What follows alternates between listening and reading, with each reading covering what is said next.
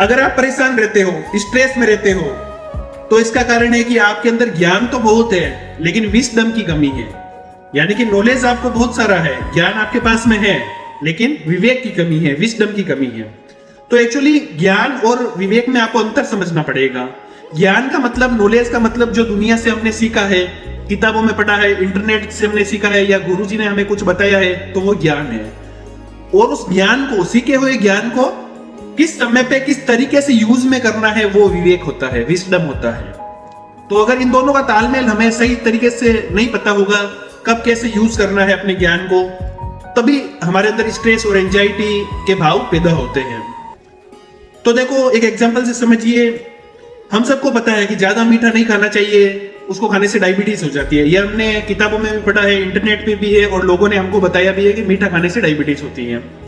लेकिन अगर हमारे सामने गुलाब जामुन, रसगुल्ले या कुछ भी मीठी चीज पड़ी है, तो उस किस तरीके से हम अपने मन को कंट्रोल करते हैं, उसे बोलते हैं विजडम या विवेकशील आदमी।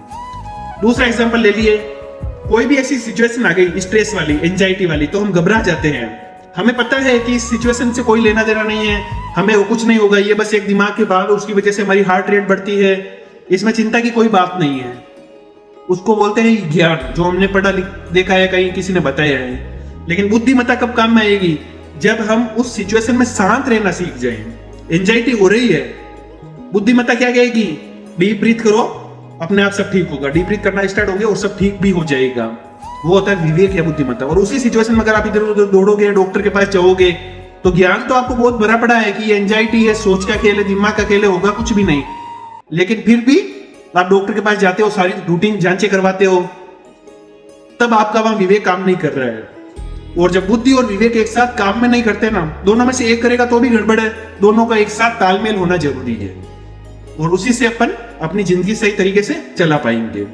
तो बुद्धि और विवेक को कैसे यूज करना है, कौन से समय पे किस तरीके से काम करना है, वो सब हमारे इस चैनल पे आपको मिलेगा। इस चैनल को फॉलो करो और अपने उन दोस्तों को शेयर कर दो जो स्ट्रेस तनाव में रहते हैं।